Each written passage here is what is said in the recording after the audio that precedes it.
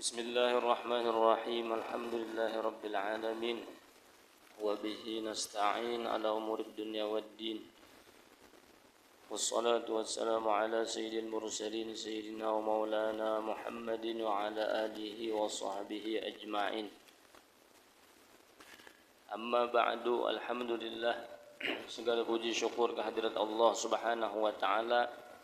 Kita bersama-sama berkumpul di masjid ini setelah menunaikan ibadah salat subuh, kemudian dilanjutkan dengan wiritan-wiritan, sekaligus kita mempelajari daripada ilmu agama, ilmunya Rasulullah SAW, yang mana kita pada saat ini berada di 10 terakhir daripada bulan Ramadan, yang mana banyak daripada pelajaran-pelajaran yang diberikan oleh Rasulullah SAW ketika beliau memasuki 10 yang terakhir di bulan Ramadan ini,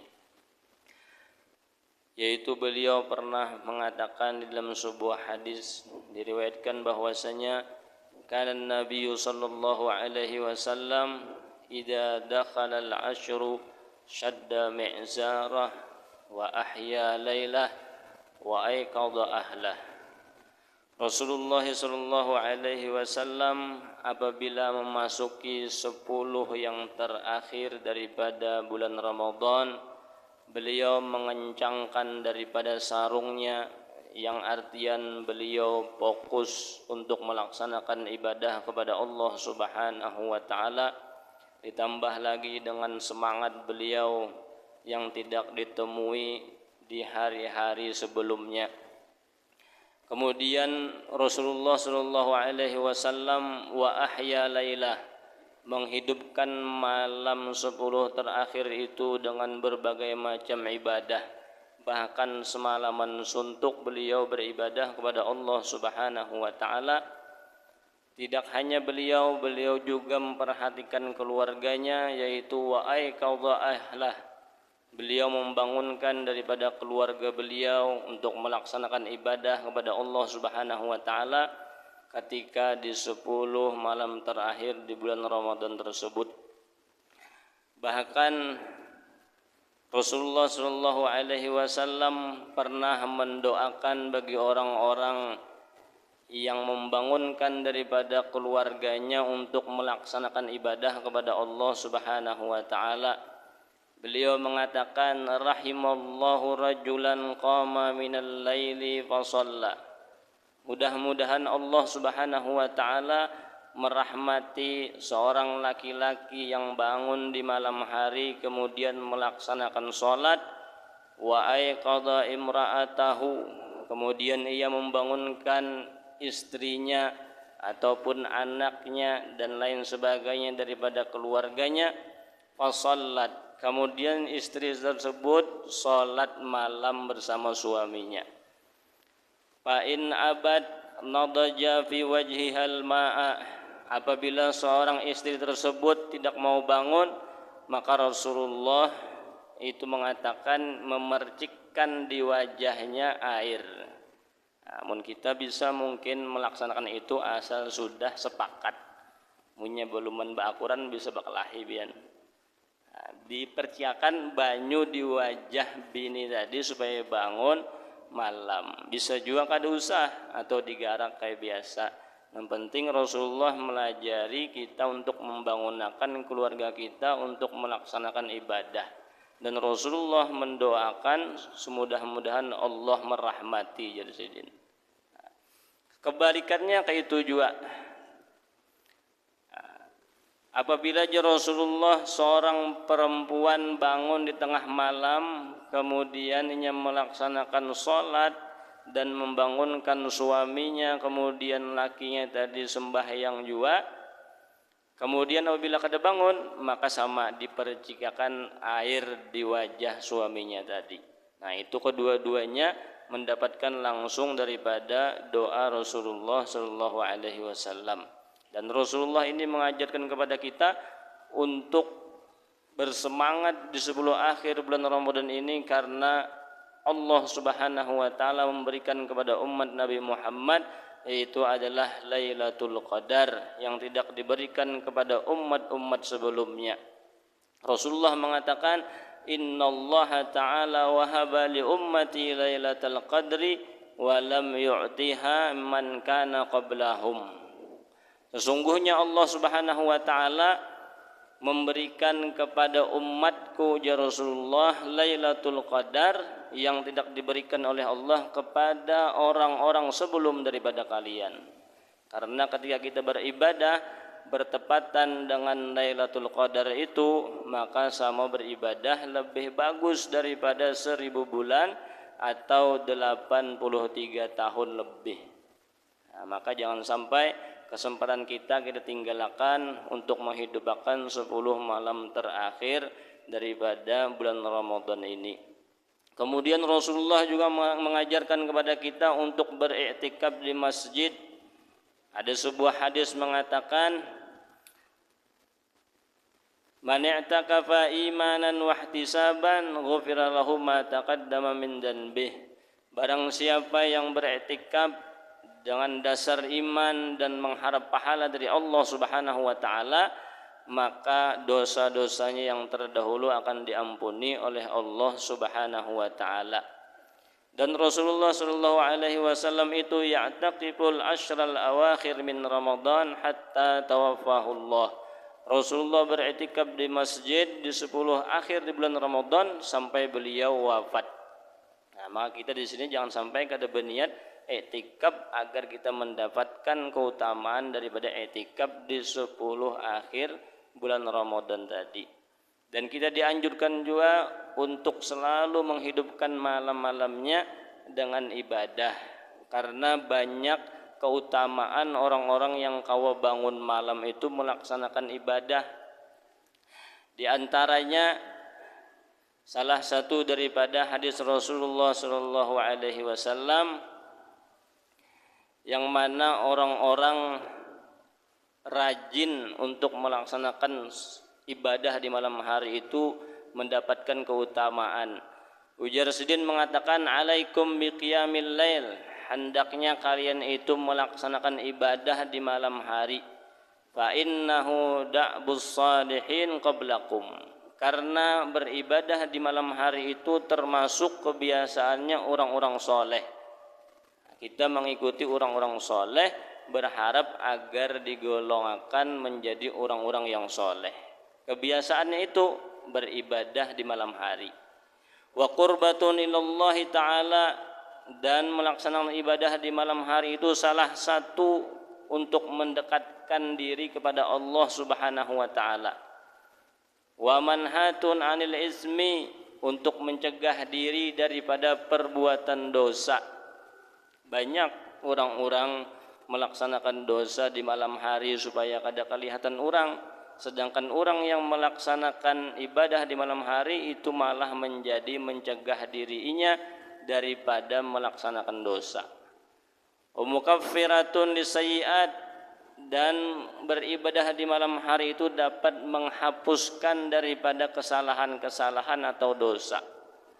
Wa matradatun lidda'i 'anil jasad, kemudian orang yang beribadah di malam hari kebiasaannya itu akan menjauhkan penyakit dari tubuhnya. Insya Allah orangnya itu sehat apabila kawa melaksanakan ibadah-ibadah di malam hari. Nah, itu keutamaan daripada orang-orang yang bangun ataupun beribadah di malam hari, khususnya di 10 akhir bulan Ramadan ini, atau di seluruh bulan Ramadan ini hidupkan dengan ibadah. Karena Ramadan inilah asas kita untuk kawa beribadah yang lebih lagi di bulan-bulan yang lain. Apabila bulan Ramadan kita sudah loyo, maka bulan yang lain insya Allah loyo juga. Tapi bulan Ramadan ini adalah asasnya pemulaan, kita rajin insya Allah akan terus menerus di bulan-bulan yang lain. Dan disitulah menandakan Ramadan orang tersebut diberkahi Allah Subhanahu wa ta'ala, dilihat di akhir Ramadannya, atau di setelah Ramadannya dilihat apakah ia masih istiqomah di dalam melaksanakan ibadah kepada Allah Subhanahu wa ta'ala. Di antaranya Rasulullah mengajarkan kepada Sayyidah Aisyah, apabila ujar Sayyidah Aisyah ulun mendapati atau bertepatan dengan malam Lailatul Qadar tersebut, apa yang harus ulun baca? Ujar Rasulullah, bacalah Allahumma innaka afuwun karim tuhibbul afwa fa'fu anni. Itulah doa yang diajarkan Rasulullah apabila kita di malam-malam 10 akhir bulan Ramadan ini. Bahkan ada diriwayatkan, man qala la ilaha illallah al-halimul karim subhanallah rabbis samawati sab'i rabbil arsyil azim, sebagaimana biasa dibaca setelah salat witir, maka kata Rasulullah, kana kamitsli man adraka lailatal qadri, maka orang yang membaca tersebut seperti orang yang mendapati Lailatul Qadar.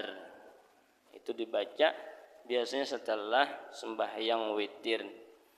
Minimalnya untuk menghidupkan malam Lailatul Qadar itu adalah man shalla Lailatul Qadri al-isya'a wal fajra fi jama'atin. Barang siapa yang sholat di malam Lailatul Qadar itu isya dan sholat subuh berjamaah, faqad akhadha min lailatil qadri bin nasibil wafir, sungguh orang tersebut telah mengambil bagiannya daripada Lailatul Qadar dengan bagian yang sempurna. Jadi jangan sampai kita tinggalkan, minimal sembahyang isya berjamaah, kemudian bertekad yang kuat di dalam hati untuk melaksanakan sembahyang subuh berjamaah. Itu minimalnya kita menghidupkan malam-malam di 10 akhir bulan Ramadan. Mudah-mudahan kita selalu diberi Allah Subhanahu wa taala taufik dan hidayahnya dapat menghidupkan di 10 akhir bulan Ramadan ini di dalam keadaan sehat wal afiat. Amin ya rabbal alamin. Kita melanjutkan pelajaran kita, yaitu pertemuan yang ketiga tentang bagaimana akhlak kita di dalam berpuasa, yaitu menjauhi daripada perkara yang biasanya menghilangkan pahala puasa. Yang sudah kita lewati itu adalah berdusta di antaranya, kemudian menggibah dan namimah, yaitu adu domba. Kemudian kita memasuki yang keempat, yaitu adalah an-nadharu bisyahwah, memandang dengan syahwat, baik itu memandang apa saja yang ada kita lihat, khususnya memandang daripada perempuan-perempuan yang bukan mahram kita. Biasanya kita berjalan keluar atau lain sebagainya, secara mutlak memandang dengan syahwat itu adalah hukumnya haram. Kemudian memandang aurat daripada orang lain itu diharamkan. Maka itu termasuk daripada yang menghilangkan daripada pahala puasa. Allah Subhanahu wa taala berfirman, "Qul lil mu'minina yaghuddu min absarihim wa yahfazu furujahum, dzalika azka lahum innallaha khabirun bima yasnaun." Katakanlah wahai Rasulullah kepada orang-orang mukmin laki-laki, hendaknya mereka menahan daripada pandangan mata mereka daripada melihat yang haram, dan hendaknya mereka memelihara daripada kemaluan mereka daripada perbuatan-perbuatan yang diharamkan oleh Allah Subhanahu wa taala. Dzalika azka lahum, perbuatan itu akan mensucikan bagi mereka, suci untuk mereka apabila kau menahan mata dan kemaluannya. Innallaha khabirun bima yasnaun, sesungguhnya Allah Subhanahu wa taala mengetahui apa yang mereka kerjakan. Kemudian Allah Subhanahu wa taala berfirman, kullil mu'minati yaghuddna min absarihinna, katakanlah bagi perempuan-perempuan yang mukmin, hendaknya mereka juga menjaga daripada pandangan mata mereka daripada melihat laki-laki yang bukan mahramnya, melihat sesuatu yang diharamkan oleh Allah Subhanahu wa taala. Wa yahfazna furujahunna, dan hendaknya mereka menjaga kemaluan mereka daripada berbuat yang diharamkan oleh Allah Subhanahu wa taala. Wala yubdina zinatuhunna illa ma dhahara minha, hendaknya mereka tidak menampakkan perhiasan mereka kecuali yang nampak, yang biasanya nampak.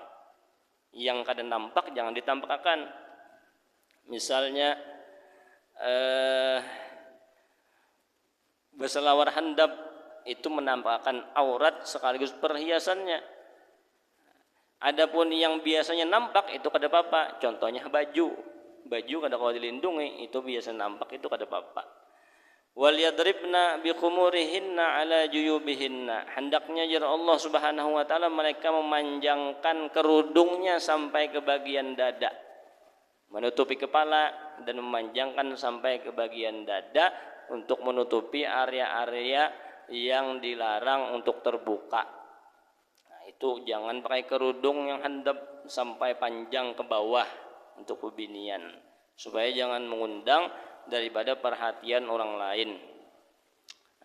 Rasulullah sallallahu alaihi wasallam mengatakan al-ainu tazni wal qalbu tazni, mata itu bisa berbuat zina dan hati pun bisa berbuat zina, ujar Sidin.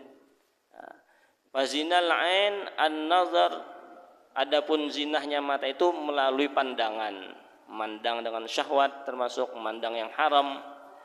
Wa zinal qalbi at-tamanni, sedangkan zinahnya hati itu setelah memandang hendak merasai, beangan-angan hendak merasai. Makanya jadi orang tuanya sudah melihat, permulaannya dari melihat maka turunlah ke dalam hatinya. Kemudian semalaman kada goreng terpikirkan dalam kepala. Nah, itu urutannya dari melihat turun ke dalam hati sampai ke pikiran. Wal farju yusaddiqu ma hunalika au yukadzibuhu, sedangkan kemaluan ketika kita memandang kemudian hati kita tadi hendak, sedangkan kemaluan itu bisa membenarkan atau mendustakan yang demikian itu. Nah, dipaham aja pian tuh. Sudah melihat bisa ada syahwat tergerak. Nah, kemaluan itu bisa membujurkan, bisa kada. Itu yang paling bahaya. Makanya bisa menggunakan pahala daripada puasa. Nah, sedangkan orang yang kau menahan daripada pandangannya, baik ada di bulan puasa, khususnya di bulan puasa, itu memiliki manfaat yang besar gasan kehidupan kita, terutama di dalam ibadah kepada Allah Subhanahu wa taala. Kenapa jar kita nih beribadahnya kada kau khusyuk? Karena banyak yang dilihat. Ketika sembahyang tahadirakan melihat macam-macam tadi. Nah, sedang bulan puasa kada kau meninggalkan sinetron.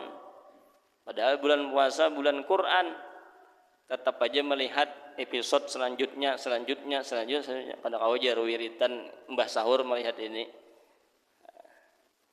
Rasulullah mengatakan an-nazratu sahmun masmumun min sihamil iblis. Pandangan itu adalah anak panah yang beracun daripada iblis. Asalnya iblis simung banarnya menyuruh kita melihat-lihati macam-macam. Man tarakahu khaufan minallah atahullah imanan yajidu halawatahu fi qalbih. Barang siapa yang meninggalkan pandangan yang kada baik tadi karena takut kepada Allah Subhanahu wa taala, maka Allah Subhanahu wa taala akan mendatangkan kepada orang tersebut rasa manisnya iman di dalam hati. Nah, jadi beribadahnya fokus, khusyuk, karenanya menjaga pandangannya.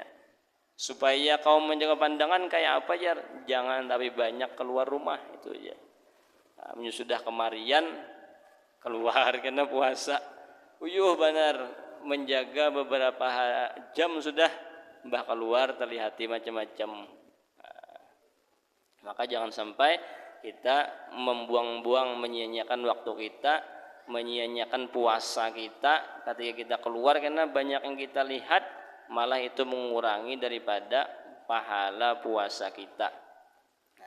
Di antaranya jangan sampai kita mengitihi daripada auratnya orang lain atau sesuatu yang diharamkan Allah Subhanahu wa taala.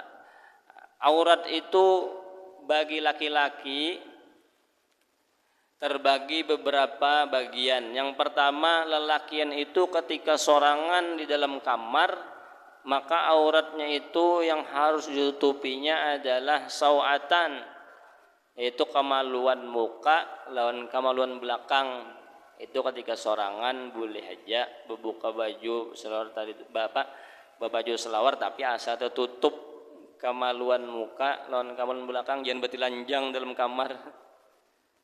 Busia orang mengatuk di luar kada ingat lagi bahwa kada baju mah bahaya.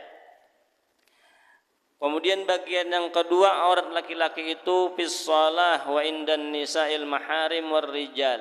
Ketika sembahyang di hadapan manusia yang babinian yang mahram atau bersama sesama laki-laki kayak kita, itu auratnya ma baina surrati wa rukbah, antara pusat lawan lintuhut lelakian itu.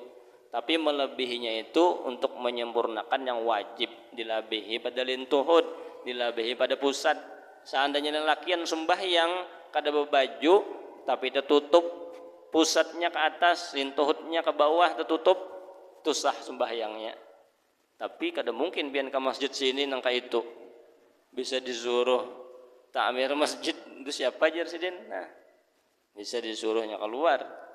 Dan itu termasuk kada beradab ketika melaksanakan, kurang adabnya ketika melaksanakan ibadah kepada Allah Subhanahu wa taala.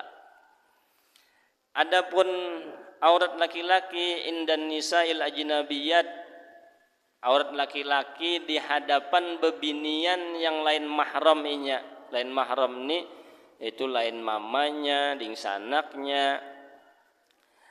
Jami'ul badan, seluruh badan lelakian itu aurat di hadapan bebinian yang lain mahram. Lalu pangjar ulama becadar jualah lelakian. Kada caranya menjauh. Apabila bebiniannya jalan sini, maka lelakiannya mencari jalan lain. Jangan bebiniannya jalan sini, lelakiannya malah umpat juga di situ. Jangan, karena aurat lelakian itu seluruh badannya di hadapan perempuan yang bukan mahramnya. Intinya lelakian itu harus menjauh daripada jalan bebinian. Adapun aurat seorang laki-laki indah halilatihi, yaitu di hadapan istrinya atau budaknya di zaman dahulu, pian baisi bini, aurat pian di hadapan bini la aurata, kada ada auratnya, bebas pulsa pian lawan bini pian pun kayak itu juga kada ada aurat di hadapan lakinya.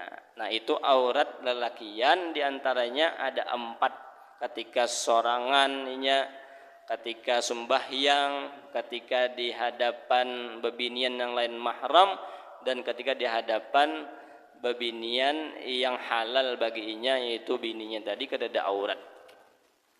Adapun auratnya bebinian itu ketika sorangan atau di hadapan bebinian dan di hadapan lelakian yang mahram seperti abahnya atau kakaknya, ma baina surrati wa rukbah, antara pusat dan lintuhud, itu menjadi hadapan bebinian atau lelakian yang mahram. Nah, tapi mun di zaman wahini bahaya, tetap tutup seberataan aja, walaupun siapakah, bahaya di zaman ini sudah lain dahulu. Ya. Adapun di dalam sholat, aurat bebinian itu seluruh badan kecuali wajah dan kedua telapak tangannya.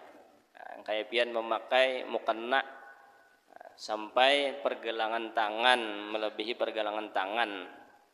Nah, ketika di hadapan lelakian yang bukan mahram, itu adalah jami'ul badan, seluruh badannya bebinian itu adalah aurat di hadapan lelakian yang bukan mahram. Di dalam perkataan ulama yang lain, selain daripada wajah dan kedua telapak tangan, sebagaimana yang kita saksikan di tempat kita. Nah, itu bebinian harus. Dan batis bebinian batis bebinian aurat juga. Hendaknya pakaian bebinian itu melebihi daripada batisnya. Kada bapak pakaian bebinian itu bepairan panjang kada bapak. Tepair-pair apakah kada bapak? Yang penting menutup aurat seberataan. Jangan pakai dastar malah ingkas lintuhut dastarnya. Bekerudung sininya handap tangannya pulang. Nah, kendaraan tiup angin bah terabang. Bekerudung aku ya, tapi dasarnya handap. Hendaknya dipanjangi, wajib hukumnya karena itu menutup aurat. Nah, itu diantaranya aurat bebinian ketika di hadapan lelakian yang bukan mahramnya. Kemudian bebinian di hadapan lakinya itu kedada aurat. Nah, supaya kita tahu seberataan agar kita supaya menjaga bini-bini kita atau anak-anak bebinian kita untuk menutup aurat. Jangan dibiasakan walaupun masih halus, maka lajarilah inya mulai lagi halus tadi untuk menutup auratnya. Walaupun pakaiannya panjang tapi kantat misalnya, jangan juga. Pakaian binian itu nang bagus lebar kada terlihat bentuk tubuhnya.